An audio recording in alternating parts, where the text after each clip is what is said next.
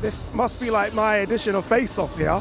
We've got Frank Warren and Eddie Hearn together. This is good. This is good to see as well for boxing. Look, before we talk about the future, let's talk about what we've just seen here. Incredible fight card that you guys have helped put on together. It's a brilliant fight card. You know, we talked about it yesterday. Intriguing fights for all the fighters on there. It's a big moment for them. There's guys trying to regain their reputation to get back into the top echelon of the sport, and there's guys on there who feel they can, by beating these opponents, beating the champions or former champions, to get them into the next stage. But it's a tough fight for all of them. Yeah. And I think they're all inspired by the fact that they're at the Riyadh Festival. I think they're inspired by knowing what will come in the future, and it incentivises them to do their best. And I think we're going to see some excellent fights, and I'm definitely feel we're going to see some upsets. Yeah, a lot of people have been talking about upsets as well. I like how AJ was like, let's not focus on Deontay Wallin, let's focus what's in front of us tomorrow, Otto Wallin. Tough task for AJ. Yeah, we've been there before. Madison Square Garden, everyone was talking about AJ Wilder. All of a sudden, you're walking back to the hotel thinking, what on earth's happened? You know, he got beat by Andy Ruiz. Not looking to make that mistake again. It's a very tough fight. Wallin seems extremely confident. You know, his heart was beating heavy in the head-to-head, but he knows it's a big task. And I don't know, I've got a great feeling about tomorrow night. I really see a dominant performance and a violent one from Anthony Joshua as well. Great link up with Ben Davison, but we know the task ahead. It's not an easy fight, and especially when there's the potential of something. There always seems to be the potential of something, but just got to handle business tomorrow night. So many great fights on the card, Frank. A lot of people think that your guy could be in the fight of the night. Jarrell Miller versus Daniel Dubois. Nearly 100 pounds difference between the two. A little push and shove as well. Wasn't a little push, it was a big push. Nearly knocked me over. It's a tough fight for Daniel, but he's very, very confident. And he's showing for me a lot more, I can't say confident, a bit more about him now, rather than he's been in the past. Basically, he's been pretty reserved and does his talking through his fist in the ring. But this time round, he seems very, very full of himself. He fancies it, and he says he's going to punish him tomorrow. And for Jarrell Miller, you know, he can't afford to lose either. If he loses, I don't know where he goes. A lot of superstars on the card. One of the superstars is Jaya Pataya, who I think is the best cruiserweight on the planet, will be a pound-for-pounder for sure. But he has in front of him Ellis Zorro, unbeaten, nothing to lose. We've seen upsets before. Yeah, and you know, I think Opatara is the best cruiserweight in the world, but you know, Ellis Zorro, one of Frank's guys, what a chance for him, and Lyndon Arthur as well.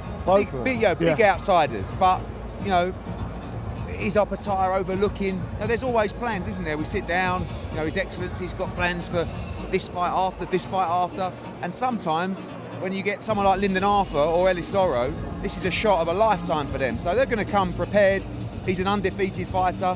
So is Opataya, but I think this kid's very special. You know, we saw him against Jordan Thompson. Is Zorro good enough to hang at those levels? We'll find out. Great chance for him, but I think you're talking about a future pound-for-pound great in Opataya. One thing we have seen, and that's what His Excellency has done, is brought you two together. And that's important for the growth of the sport, isn't it? Frank and Eddie are smiling.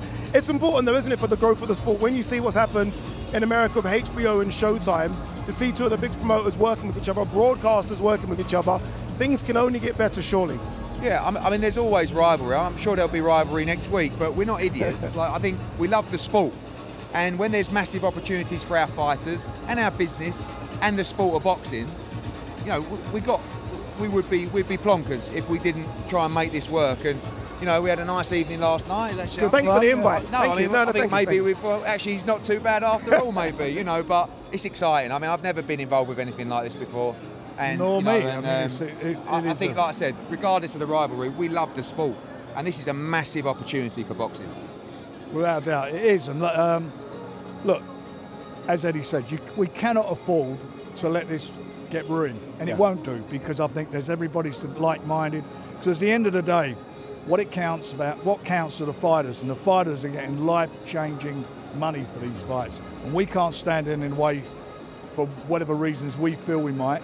So they will take place. There'll be more bigger fights next year. We'll be working on them, providing our guys all come through. We'll be working in association with each other on quite a few of the events. So I'm looking forward to it, because I think this is the start of something really, really big.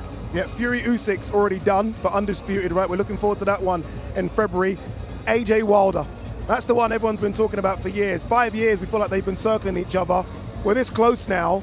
If they both come through their respective fights on Saturday, is that a done deal? No, not yet, but we'll see. Things can move very quickly over here, and it's no secret that His Excellency wants to make the biggest fights in boxing. He's already done it. Frank's done it with Fury Usyk. We'd love to get that fight over the line.